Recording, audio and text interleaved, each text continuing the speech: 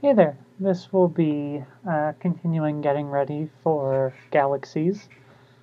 Um, so, the first bit with just the left hand, all of this is pretty good. You've got these guys down. You're going to want to make sure that when you go from measure 3 to measure 4, this switch right here, you keep your middle finger exactly where it is, from here to here, because I was seeing a lot of this, and it sounds okay, but this is how it's written, right? So you just want to make sure that you're not moving your middle finger.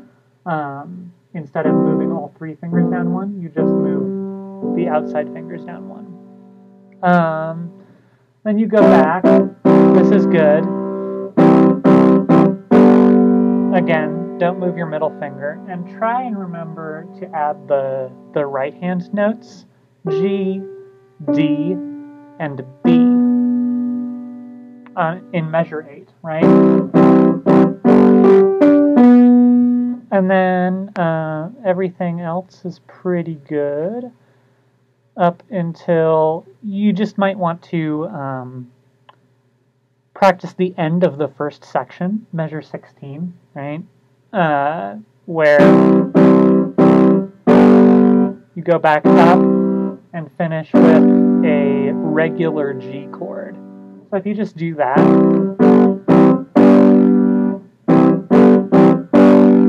get good at going back and forth between these two first, which will help you with that at the beginning. If you get good at going back and forth, and then when you go back and forth once, add a G chord on the end there. The section with both hands together, the first section, you played quite well. So I wouldn't spend too much time on that. I would run it through like once or twice to make sure you don't forget what's going on. But yeah, I think that's okay. So just remember, right? I guess one change you could run is the shift from the A position in the right hand to the C position. So this type of stuff, where you're going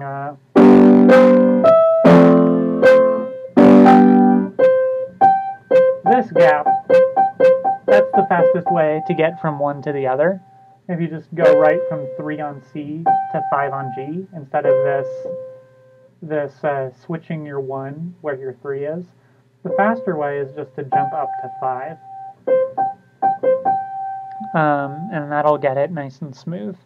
You also may want to practice going from this G chord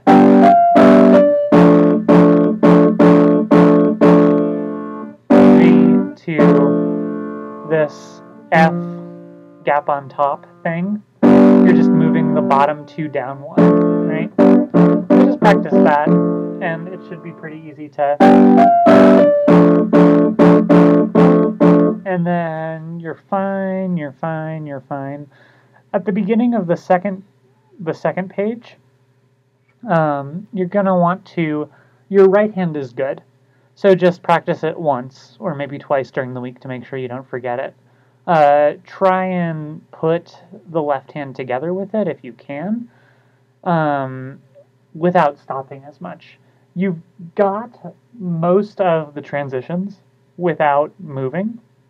You're just going to want to make sure you can identify them on the page, so that when you go from this to E gap on top, for instance, you know without having to think about it a lot what that looks like.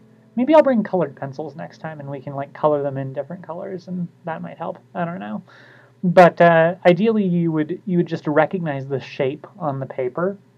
So at the beginning, right, you're on regular D, and then you go to a E gap on bottom, which I explained, right? You're on D, you move everything up 1, you move your thumb up another, and 5, 2, 1 is right there. Then 2 more of those, and remember you're switching to the same chord but gap on top. So 5-3-1 is already right there. This is the same type of thing in 39 as at the very beginning. Middle finger stays the same, outside ones go down, right? So you'll just want to try your best to recognize the shapes on the page so that you can play it through like this.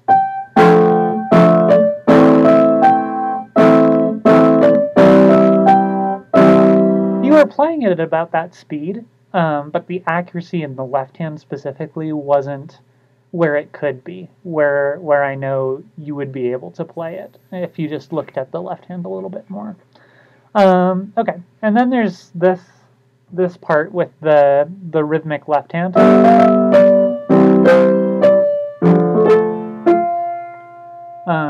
This stuff.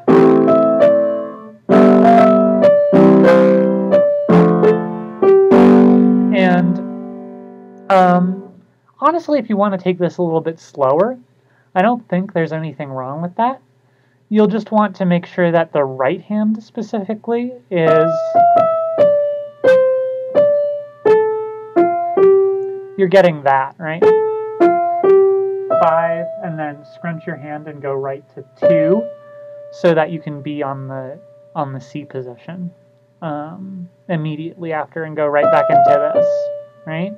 So if you can get this rhythm, long, short, long, short, long, short, long, long, long, long, long, and then a bunch of shorts in a row, right? Short, short, short, short. So you can just practice that, maybe. 2-1-5-2 F G E D, right? Then that'll be pretty helpful. And then again, the other version, you're going to stretch your 1 to A, make sure you're stretching enough, and then go 2 on over to G. That's not a rhythmic thing, that's just a spacing thing that you should be able to get no problem.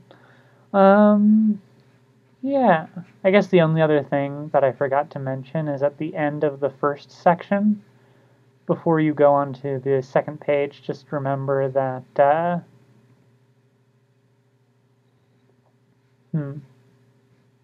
where is it? Oh, yeah, so measure 46. In measure 46, remember you're stretching to A with your thumb, and then crossing your 2 over and hitting G. You can't just use the finger numbers given in the hand position that you're given, because that's all that will sound like. So you want to make sure you stretch to A in 46 and cross over. All right. I'm thinking that's pretty good. We did look a little bit at Lavender Town. You have the printed out version.